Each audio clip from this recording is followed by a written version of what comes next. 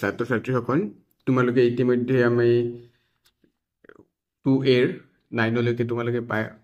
চালা কৰি দিলো তোমালোকে নিশ্চয় বুজি পাই আছা এতিয়ালৈকে এতিয়া আমি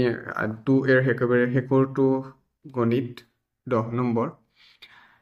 প্ৰশ্নটোত কোৱা হৈছে যে তলৰ পৰিমেয় সংখ্যাবোৰ সংখ্যা ৰেখাত উপস্থাপন কৰ এতিয়া তোমালোকে নিশ্চয় সংখ্যা ৰেখাৰ ধাৰণা আগতে পাই আহিছা আগৰ শ্ৰেণীবোৰত তোমালোকে পাইছা সংখ্যা ৰেখা কি তো সেই সংখ্যা ৰেখাত এই সংখ্যাবিলাক আমি উপস্থাপন কৰিম প্ৰথমতে আমি সংখ্যাবিলাক যদি চাওঁ আমি কি কৰিব লাগিব আমি 1 নম্বৰ গণিতটো যদি চাওঁ দিয়া আছে -5/7 এতিয়া আমি পোন প্ৰথমতে কি কৰিব লাগিব যে এই যেটো ভগ্নাংশত আছে ইয়াৰ হৰ কি সেই সংখ্যাটো প্ৰথমতে চাব লাগিব চাম আমি কি আছে 7 গতিকে যেতিয়া আমি সংখ্যা ৰেখাৰ প্ৰতীকটো একক ধৰি থাকি ধৰা 0 ৰ পৰা 1 1 ৰ পৰা 2 একেটা হৈছে একোটা একক এই এককবোৰৰ মাজত আমি 7টাকৈ ভাগ কৰিম ভাগ কৰি আমাক কেইটা ল'ব দিছে 5টা ঠিক তেনেকৈ আমি 5টা ল'ম এতিয়া আমি কৰিলে তোমালোকে নিশ্চয় অলপ বুজি পাবা এতিয়া আমি গণিতটো এটা তুলি লৈছো যে -5/7 এই 5টো মাইনাস ইয়াত আছে বুলি আমি ধৰি লৈছো এতিয়া প্ৰথমতে আমি কি কৈছো যেহেতু হৰ 7 আছে গতিকে আমি 7টাকে ভাগ কৰিম কলুই প্ৰথমতে কি 0 আছে 0 ৰ পৰা 1 হলে কিবা 0 ৰ পৰা -1 আমি 7টাকে ভাগ কৰিম কেইটা ভাগ 1 2 3 4 5 6 7 1 2 3 4 5 6 7 এতিয়া আমি 1 -1 বা 1 লৈকে লৈছো কিয় লৈছো কাৰণ আমি ইয়াত -5 আছে অকল হয় গতিকে আমি 5টো আমি ইয়াতে পাই যাম কেনেকৈ পাম চাবা তোমালোকে এটা আমি চাবা 1 2 3 4 5 আমি 5 লাগে তাৰমানে গতিকে 5টো ইয়াত হ'ব তোমালোকে নিশ্চয় বুজি পাইছা প্ৰথমতে আমি কি কৰিম এই হৰটো যি হৰ আছে সেই হিচাপে আমি গোটেই ভাগবিলাকক প্ৰত্যেকটো একক এইটো এটা একক 0 ৰ পৰা -1 বা 0 ৰ পৰা 1 ইপিনে বা 1 ৰ পৰা 2 হ'ব ইপিনে এনেকৈ যিবোৰ একক হ'ব সেইবোৰ মাজত আমি 7টা ভাগ কৰিম হৰটো হিচাপে আমি ভাগ কৰিম ভাগ কৰাৰ পিছত আমি কি আছে 5 গতিকে আমি 1 2 3 4 5 কিয় আমি ইপিনে মাইনাস অপিনে কিয় লৈছো কাৰণ ইয়াত মাইনাস আছে গতিকে 1 2 3 4 5 ইয়াত হ'ব এইটো আমি যদি অলপ আকৌ বিশদভাৱে লিখো চাবা তোমালোকে এইটো হ'ব -1/7 এইটো হ'ব -2/7 এইটো হ'ব -3/7 এইটো হ'ব -4/7 আৰু এইটো হ'ব -5/7 -6/7 আৰু এইটো 7 হবে তো এই হিচাপে আমি -5/7 এইটো হ'ব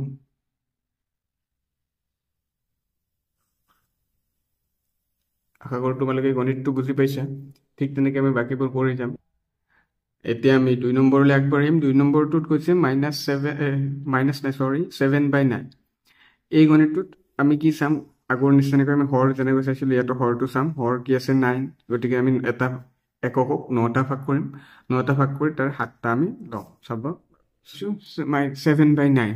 এতিয়া 7 যেহেতু প্লাসত আছে গতিকে আমি প্লাসৰ পিনে যাব এটা ইউনিট আমি এটা এককক আমি ভাগ কৰিম 9টা ভাগত 0 ৰ পৰা 1 লৈকে আমি 9টা ভাগ কৰিলো 9টা ভাগ কৰাৰ পিছত আমাক এইটো আৰু বেলেগ দৰকাৰ নাই যেটো 7 লৈকে লাগে গতিকে 7 আমি ইয়াতে পাম 1 2 3 4 5 6 7 7 ইয়াতে পাইছো আমি 7 গতিকে এইটো হ'ব আমাৰ এইটো সংখ্যা উপস্থাপন কৰিব দিয়ে 7/9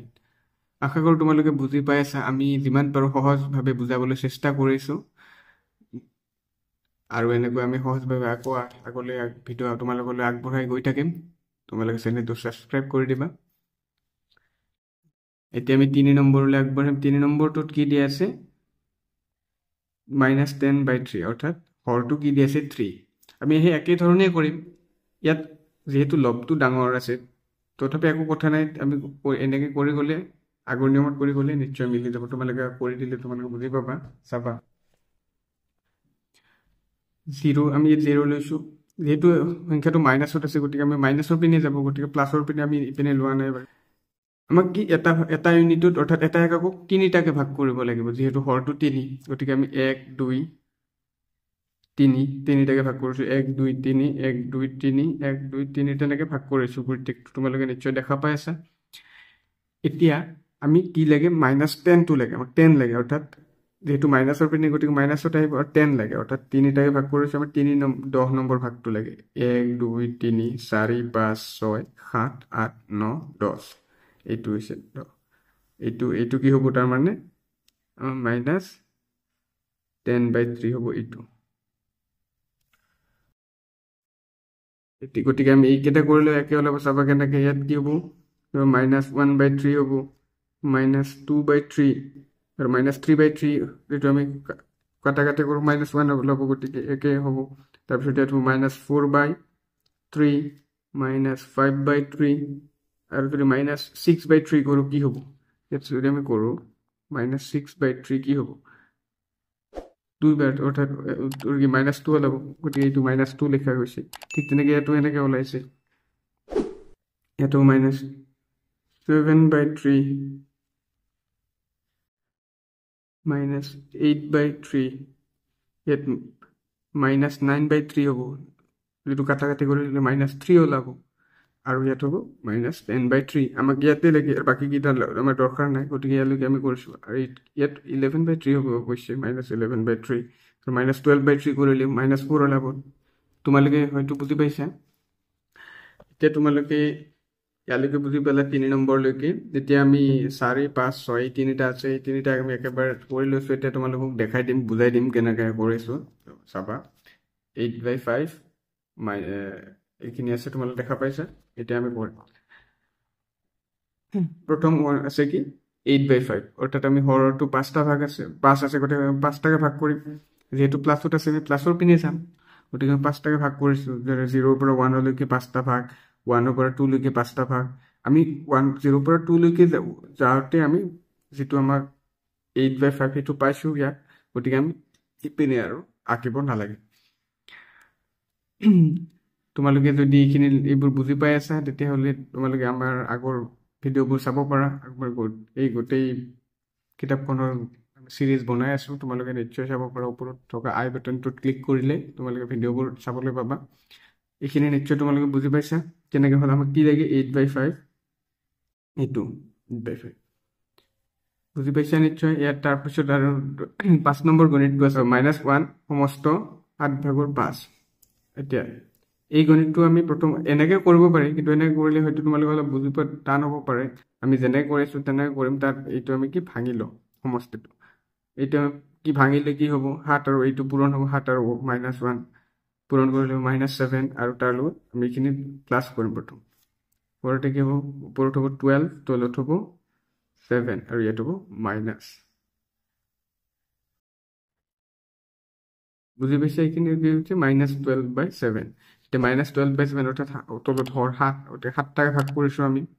7টাকে ভাগ কৰাৰ পিছত আমি কি 12 ক'ত পাইছোঁ আমি ইয়াত পাইছোঁ দেখা পাইছে তোমালোকে কেনেকৈ ভাগ কৰিছোঁ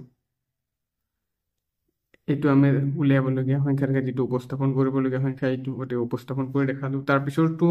6 নম্বৰটো সমষ্টত আছে 2 সমষ্টৰ 2 ভাগৰে এইটো আমি সমষ্টটো ভাঙি ল'ম 2 2 4 1 5 তলত হ'ব 2 গতিকে